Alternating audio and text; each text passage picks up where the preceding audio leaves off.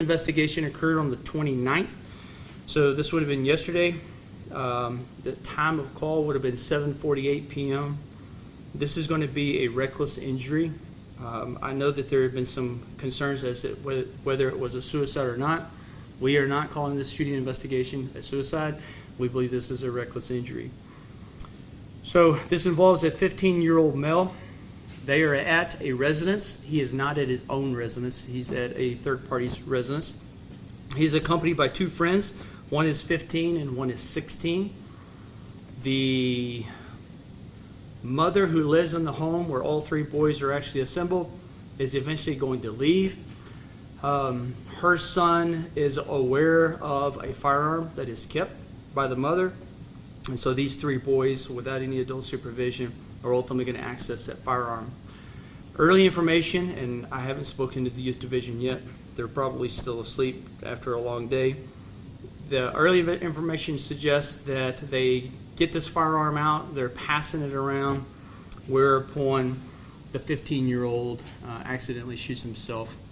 I believe the injury is a head injury. The injury is a very grave, serious injury. The child was ultimately taken to Hendrick Medical Center, but then transferred to Cook's Medical Center in Fort Worth, Texas. As of the time of this press conference, I can simply tell you that the child is still in very grave condition.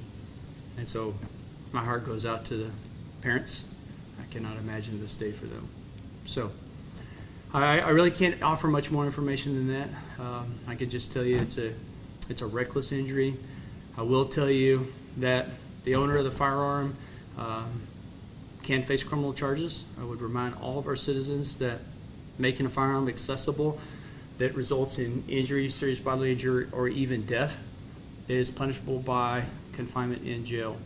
I believe it's a Class A misdemeanor, and so a report will be worked for such a consideration filed with the district attorney's office, but it's too early in the process to comment any further on that. Do you have any questions on that?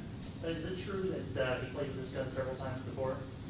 Question was, is it true if he had played with this weapon several times before?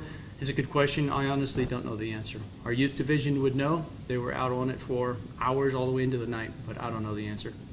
And what is that charge that the person could face? You're talking about the mother who actually providing access to a firearm is going to be a Class A misdemeanor. All right. I want to talk about one more